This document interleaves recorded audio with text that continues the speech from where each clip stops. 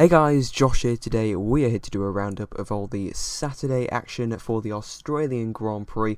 Plenty to talk about today, from a ludicrous qualifying system to a very surprising pole position for Lewis Hamilton. And not that it was him in pole, because of course that's not really surprising, but the gap between Mercedes and Ferrari was both surprising and absolutely crushing for most F1 fans. A gap of 8/10 between the leading Mercedes and the leading Ferrari. Not a great day really for Formula 1 in more ways than one. First of all though, let's talk about this ludicrous and just this qualifying, but it was a real farce today. So much wrong with it really, and every single fan really is in uproar, and it sounds like it's going to get changed as well before Bahrain, so maybe there's not too much point in really discussing it, but basically there were so many problems with it, and probably the biggest problem was at the end of Q3, where we saw with 4 minutes to go most drivers not going out again and just ending their session very early, and we also saw Lewis Hamilton, the pole sitter, out of his car before the session had even ended.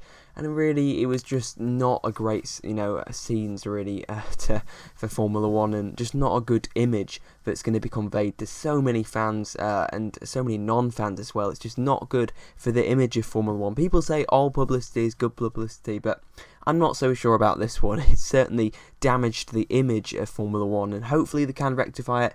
There is a meeting tomorrow, so we are going to get a very, very quick solution, and we should know by tomorrow if this new qualifying is staying or going, but it's pretty much guaranteed to go. All the team bosses have united against it. Yes, that's right, the same people who commissioned it and approved it are now, going against it, although they always seem to be, sceptical about it, and always, the drivers and the teams didn't really want it, but for whatever reason, it was put forward, whether that be for the race promoters to get more action on a Saturday, or whether it was a kind of a compromise or a kind of a different option to a kind of a Saturday race, which Bernie Ecclestone was really, really pushing. So I hope we're not going to go to a Saturday race. It's really, really not needed. A perfect solution for me would just go back to the old system that we've used for the past few years. I really, really do not see a lot wrong with that, and I think put it back as well, so where it's the top 10 shootout, I think needs to be at the end. So we should go back to having 10 cars in Q3. And what I'd say about 16 cars in Q2, yeah, that's right. 6 knocked out in Q1, 6 knocked out at the end of Q2, and then of course you've got the top 10 shootout. And maybe you want to juggle the times around, the session length. It doesn't really matter really to me. The main thing is they just go back to this old system and just scrap this real farce that they have at the moment. I mean, to be honest, it was okay in Q1, and I was very optimistic about it. I was telling people to, let's give it a chance, let's see it in action, but really I can't justify it anymore, and, really it's got to go, and I think it will. Another big thing, and of course, as I mentioned, was Mercedes' advantage, but I think what we're going to do is we're going to go through the grid from worst to first to really give you an idea of everyone's qualifying, because I think another bad thing as well about today was this, kind of bleak qualifying just overshadowed what was a great session from 5th downwards, really, with so many stories up and down the grid. So let's start off then in Q1, where we had both Manners on the back row of the grid for tomorrow's race. It will be Verlaine and Haryanto in that order, but it was actually Rio Haryanto who got the better of Pascal Verlaine. A fantastic job from the Indonesian to be fractionally ahead of the Mercedes junior driver. A really, really good showing from Haryanto after a dismal FP3 where he crashed in the pit lane with the Haas of, I believe it was Romain Grosjean. But yeah, really, really tight, I think, for Haryanto to get a 3-place grid penalty and 2 penalty points for that incident. I definitely think that he did not deserve that penalty. Grosjean should have braked, and even if you say, well, probably Haryanto's fault, I think it's still got to be classed as a racing incident. I really think it was harsh of Haryanto to be punished for that, especially considering the visibility of modern day Formula 1 cars. But so, a really, really good session for Haryanto, and it's such a shame all his hard work to outqualify his teammate will be undone for the grid tomorrow.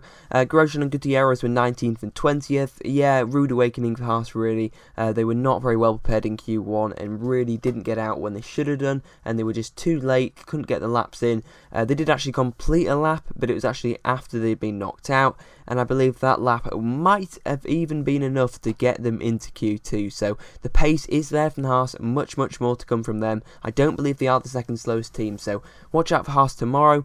And also I would like to add as well, Haryanto was using the old spec front wing as well, because of course that front wing that he broke in FP3 was the only new spec front wing that the team has. So yes, Haryanto using the old spec front wing and still out qualifying Pascal Wehrlein, albeit of course they were both eliminated, so that really held them back from getting the best lap time, but still equal conditions for both of them. Well, actually no, Haryanto was at disadvantage, so once again great job from Haryanto. Definitely gets one of the stars of qualifying, but not quite the star. I'll come on to I think the driver of qualifying a little bit later.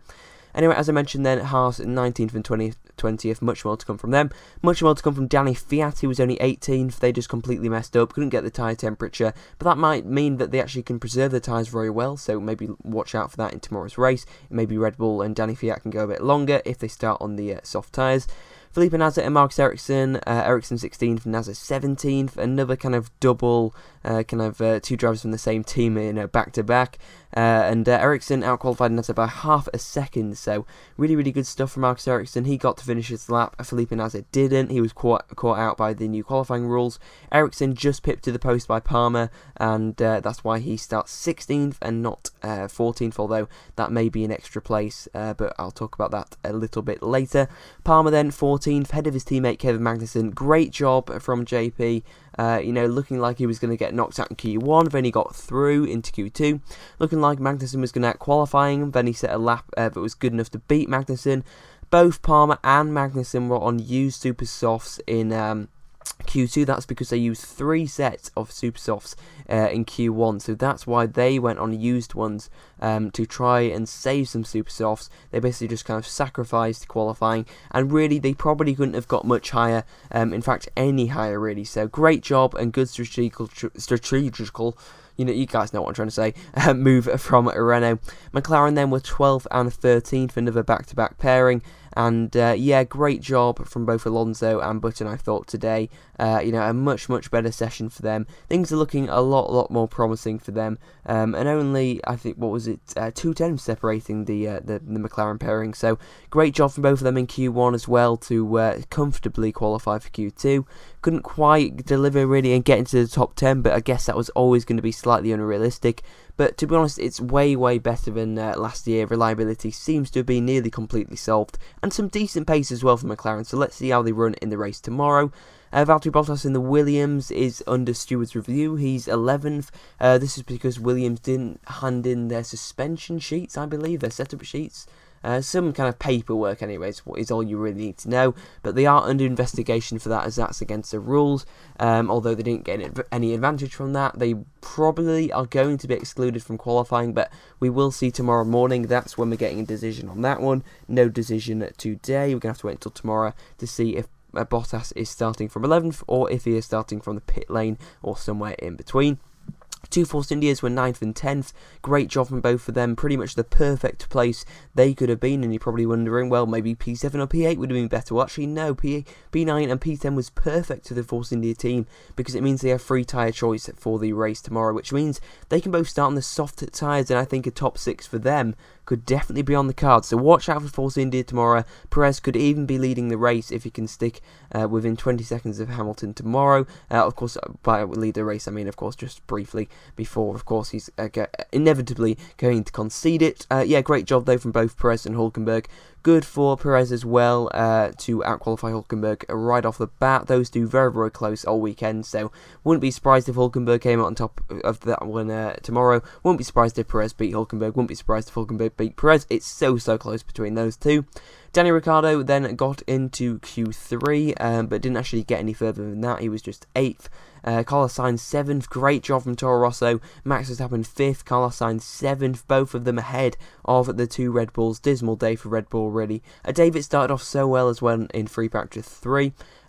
Great job from Toro Rosso. They showed really good pace, and I think Kimi Raikkonen's got to be watching this mirrors, because although the Toro Rosso was 4 tenths off, I think in race trim they could be pretty close, just a tenth separating the Toro Rosso boys. Sainz was definitely the quicker of the two, but made a mistake on his Q3 lap, which basically meant that he qualified behind Verstappen and behind Felipe Massa, who separated them. Watch out though for Verstappen and Sainz tomorrow. That's going to be very interesting to see if they can keep a double points finish, and if indeed they can keep that 5th place. That's going to be absolutely crucial to their championship, to pick up as many points as they can early on. The battle for 3rd place in the Constructors seems completely wide open between Toro Rosso, Williams, Red Bull and Force India, and yeah, I think it's probably going to be between those 4 teams.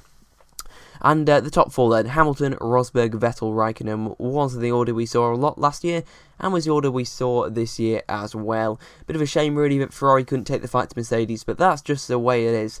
I mean, Mercedes were way quicker than I think we really thought. Ferrari not nearly as close. Raikkonen as well, not as close to Vettel as I think many people were hoping.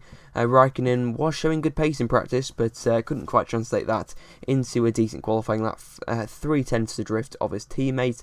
And, Vettel was a further half a second adrift from Rosberg. But Vettel believes that the Ferrari has better pace in the race. Raikkonen believes Ferrari should have been closer in qualifying, and there's still more to come from the Italian team. So hopefully they are right and Ferrari can challenge Mercedes in the race tomorrow. But as for predictions, I think it's going to finish how it started in the top 3. I think it's going to be Hamilton, Rosberg, Vettel. Main question though for me is who's going to be finishing below them, and can Max Verstappen hold on to that 5th place? Can he maybe even challenge Kimi Raikkonen? Who's going to have the inevitable bad luck and retirements that we've really got to see, of course, with it being the first race? It's pretty much a given, but we're going to have quite a few retirements tomorrow. I'd probably say about 5 or 6 retirements we're going to see. Definitely one of the Renaults, definitely probably one of the Haas's, and maybe one of the Manas as well. And of course, quite a few other teams mixed in as well. I'm hoping for a clean start tomorrow, but there's quite a lot of uncertainty. Another prediction as well for Force India. They're going to start on the soft tyres. I think also probably one of the McLarens, probably the Renaults are.